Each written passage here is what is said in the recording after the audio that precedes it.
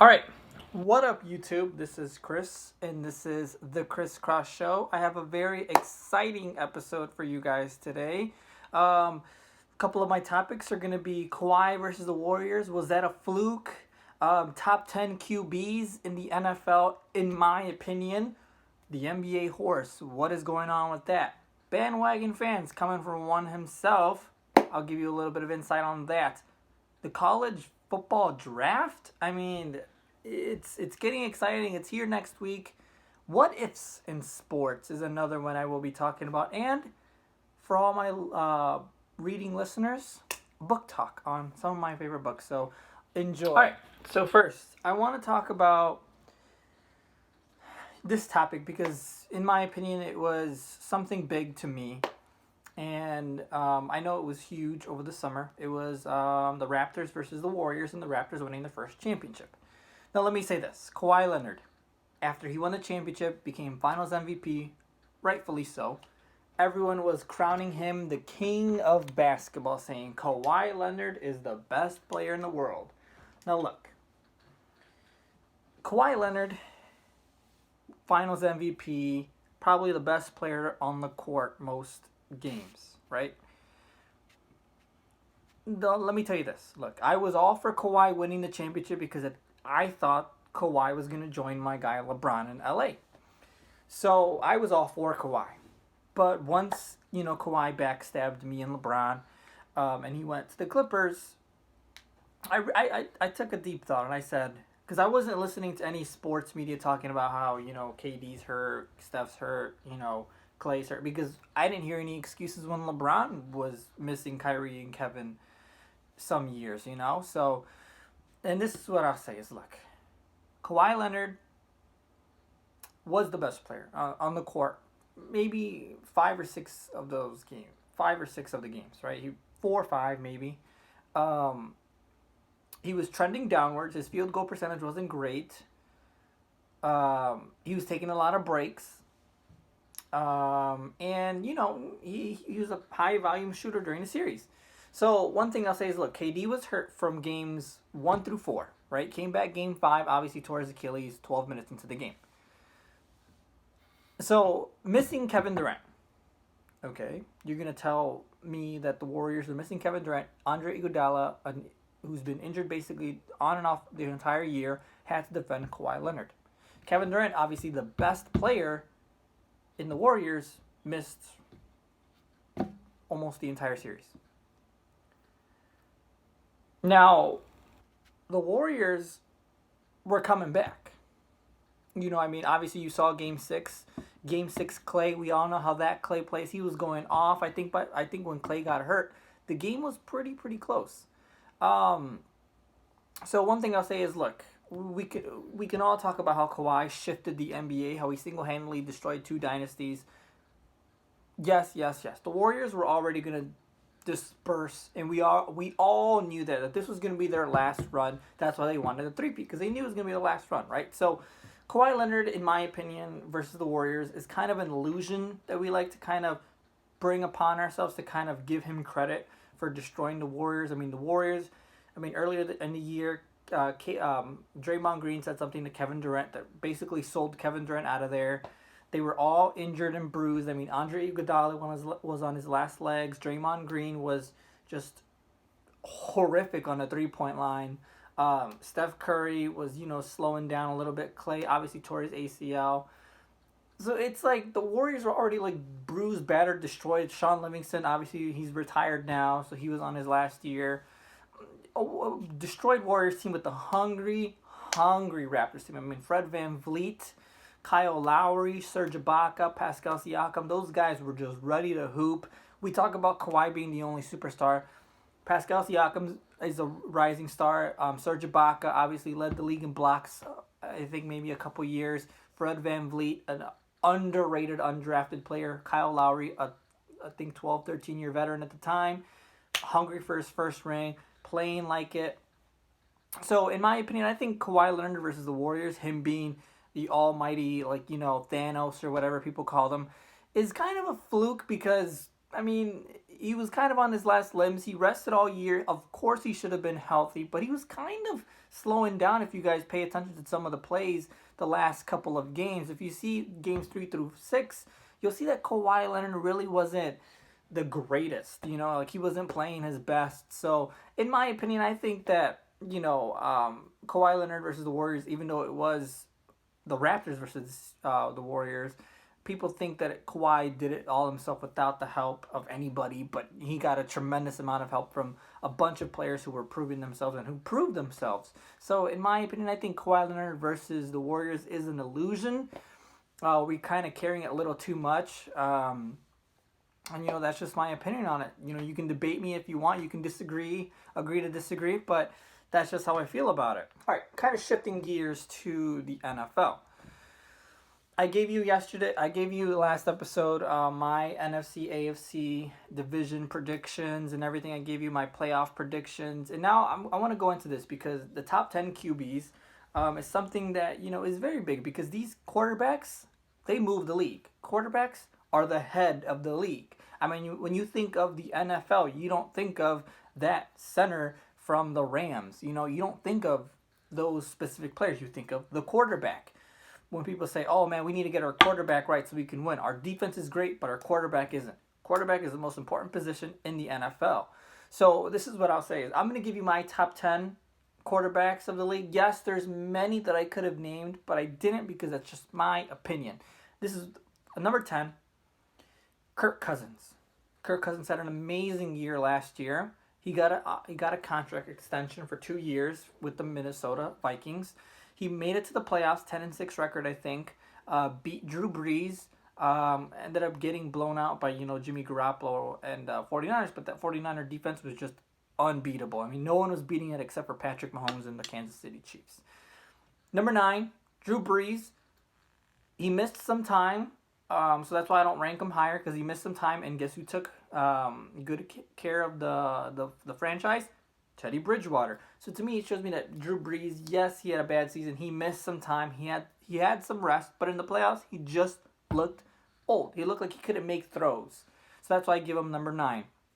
Number 8, Lamar Jackson. I don't really like giving quarterbacks who have a one-year wonder season, high rankings because, it's a one-year wonder. I mean, you look at Joe Burrow. Everyone's talking about him when we all know Tua Tagovailoa and Jalen Hurts are way better quarterbacks than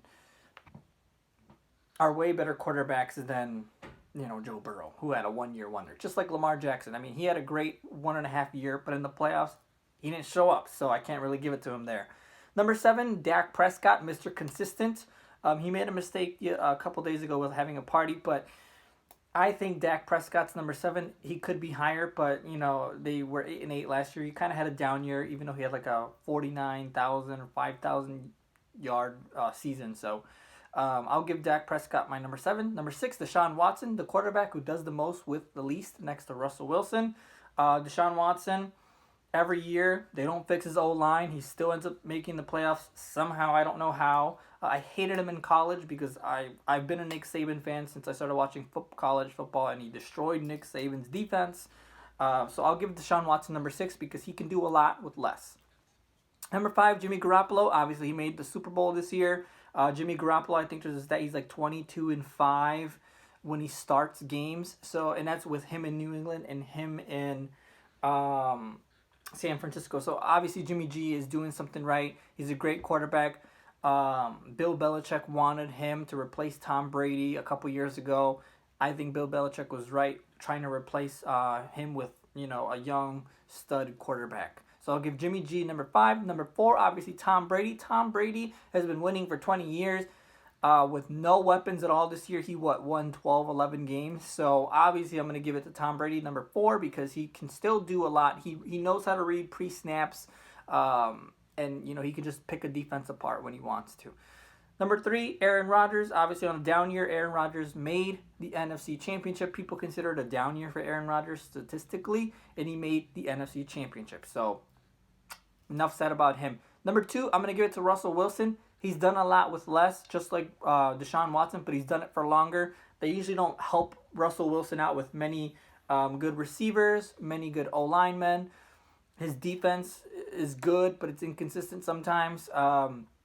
He's had a lot of bad games where his offense will sometimes mess up. I mean, you talk about throwing in the 1 yard line in the Super Bowl a couple years ago where he intercepted it.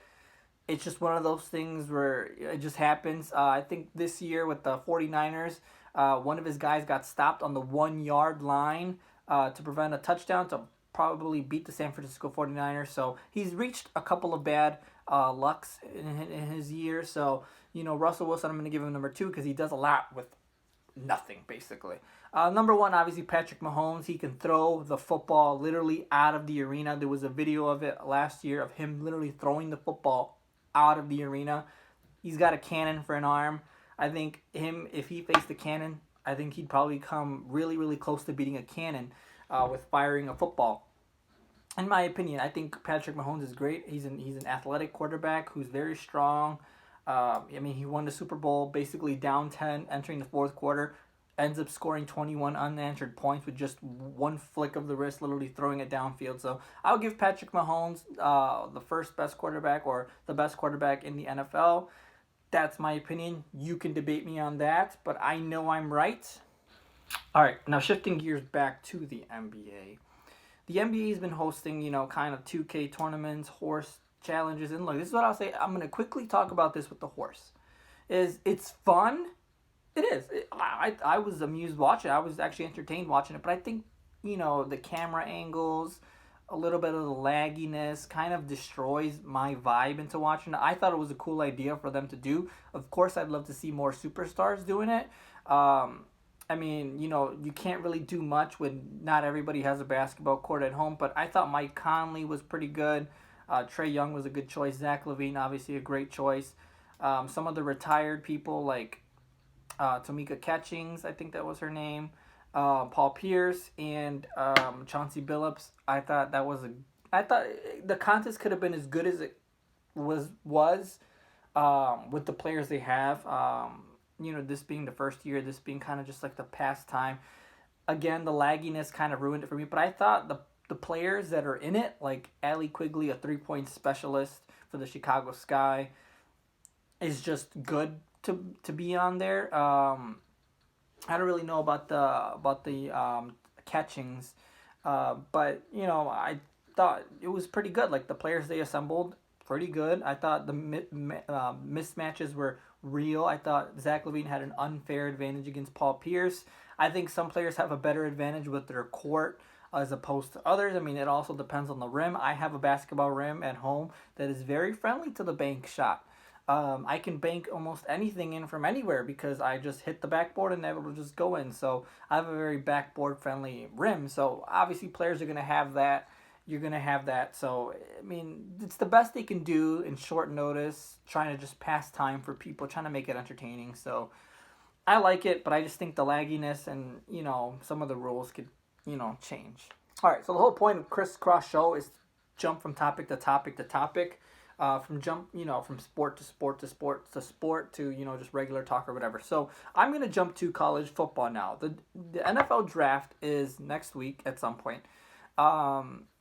So I wanted to talk about, I mentioned this earlier with Joe Burrow, Tua, Jalen Hurts. I read today Joe Burrow is obviously going to be the number 1 pick or whatever. Cincinnati's going to take him. And look, he's from that area in Ohio. He should probably be drafted there, That's what everybody says, right? Go back to your hometown. And I'm going to say this. Look, Joe Burrow had an amazing season, right?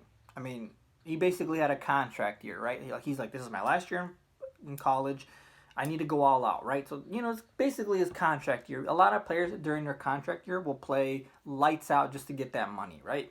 So, and this is what I hate, is that 1-year wonders.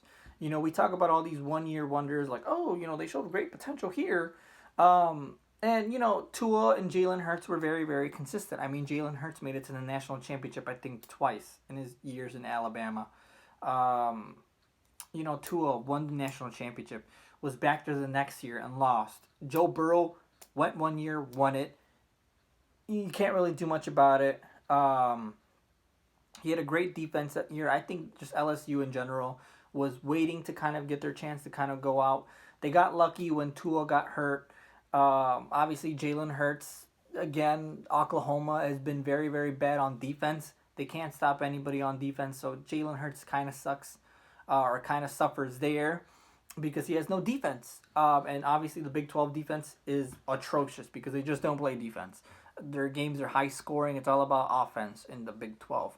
Tua, obviously, in my opinion, is the best quarterback because, he came in at halftime. I think he was down with Alabama. They asked him, hey, win us this game. I mean, he did it. He ended up winning them the game, and then the next year he ended up losing in the national championship, and he played pretty decent in the national championship.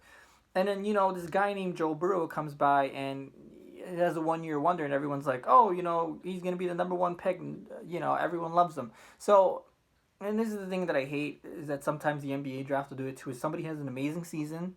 We don't look at anything else. We just look at that one season.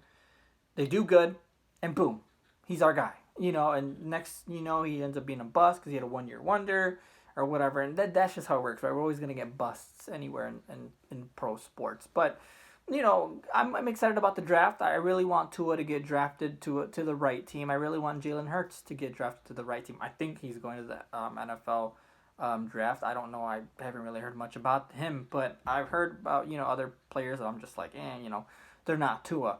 I like Tua. He's a lefty. I'm a lefty. I always support any lefties. Unless you're James Harden, I'm really iffy on you. But, I support the lefties. I guess I really like Tua because he's a lefty and he played for my favorite football college coach, Nick Saban. So, that's just my opinion on those three quarterbacks. Those three quarterbacks I think should go high in the draft, but also, I think Tua is the overwhelming favorite. All right, next topic is bandwagon fans. And coming from a bandwagon fan, according to a lot of people, I'm going to be saying my opinion on this. And look, this is what I'm going to say. I don't really care what team you support. And that's just my opinion. I don't know why people have always cared what team you like. I don't know why they have to chime in on what team you like. Some people live in Chicago and they love, the Los Angeles Rams. They love the New York Yankees. I don't think where you're raised and where you're born defines what team you have to like. Some people born and raised in Chicago, but their great-great-grandpa could be a Yankees fan, and they're a Yankees fan for that reason. I don't feel like there needs to be this norm that you have to like a certain team because you're from this location. I've never believed in that. You know why? Because I've always been a LeBron fan, and I've always went where LeBron's went. That's just me. I'm born and raised in Chicagoland area. Only teams I really like from Chicago are the Chicago Fire and the Chicago Sky. I don't watch hockey. Not really a huge fan of the Bulls. Don't really like the Bears, Cubs, or Sox. And that's just me. I can tell you guys which teams I name, and you're going to call me a bandwagon. And that's okay. To be honest, I don't care. I've got different reasons why I like certain teams.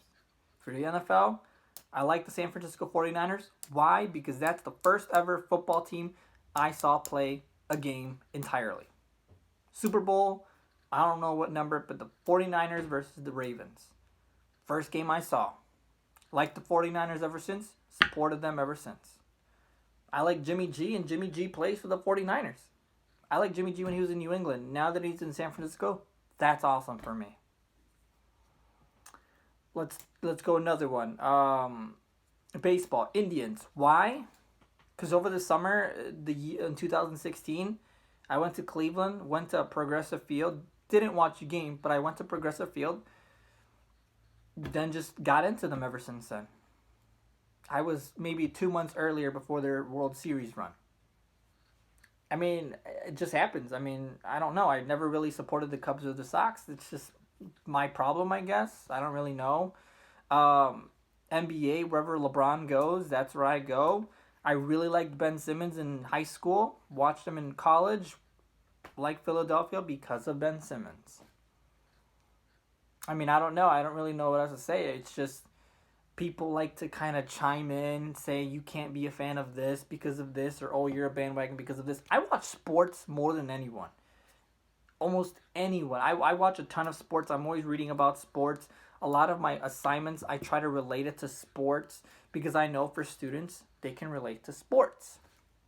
So a lot of my reading assignments are dealing with sports. Sometimes it's comparing, sometimes it's doing all this other stuff. I mean, you can ask anyone. I watch sports. I do anything ridiculous for sports. I watch college basketball, college football, the pros, just because I like sports.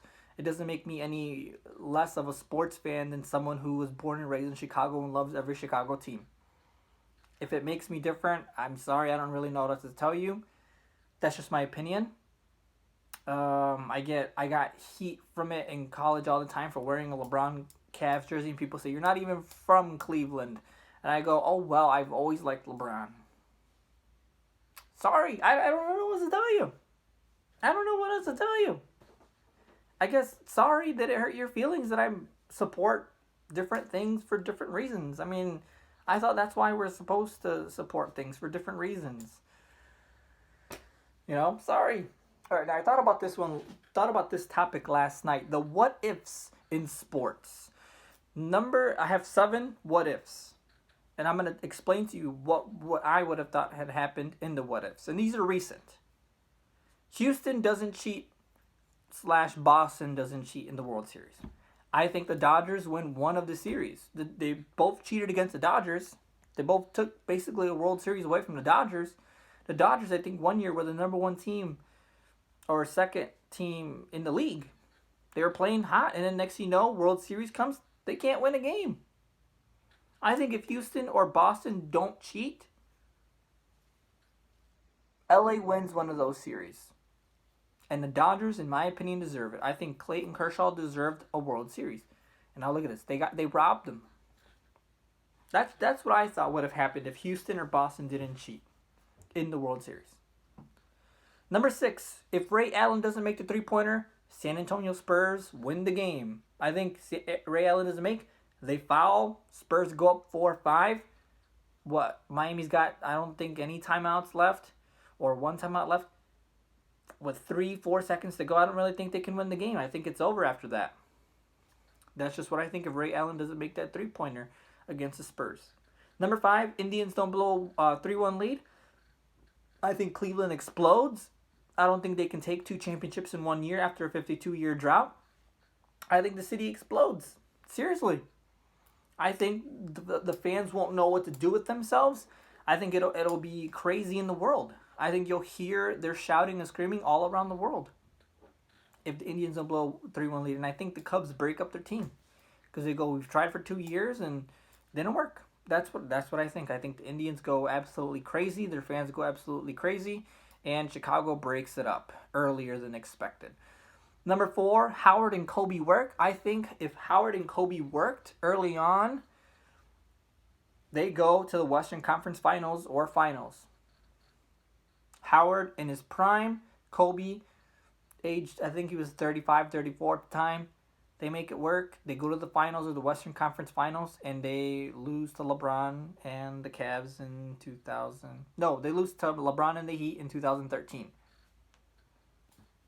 I think it'll be a great series. I think it'll be the series we all wanted, the Kobe versus LeBron finals, and I just think LeBron wins.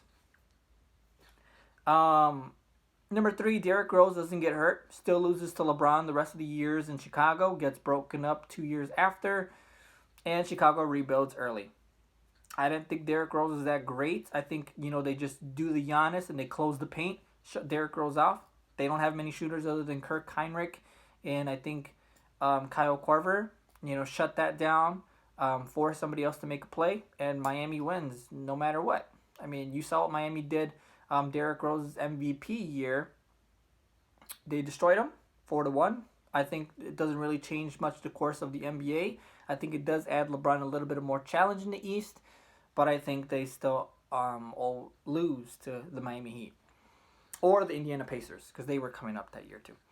Number 2, Westbrook doesn't tear his ACL, MCL. I don't know which one specifically he tore, but it was the first round, Houston versus Thunder, the year after James Harden left the Thunder. Patrick Beverley obviously did a clumsy move and forced Westbrook to tear his ACL, MCL. I think that the Thunder make it to the Western Conference Finals, have a good series with San Antonio. Again, that can go either way. I think maybe the Thunder win that series because they were the number one seed that year. I think they win that series, face LeBron and the Heat again. I think they do end up losing. Or, again, if Kobe and Howard worked or whatever, I think then maybe it would have been a, Thunder versus Lakers explosion in the Western Conference Finals. What else do I got here? Number one, Aaron Rodgers doesn't break his shoulder. I think it was, I forgot what year, 2017, 2018. Rodgers gets tackled. A Minnesota Viking guy breaks his shoulder.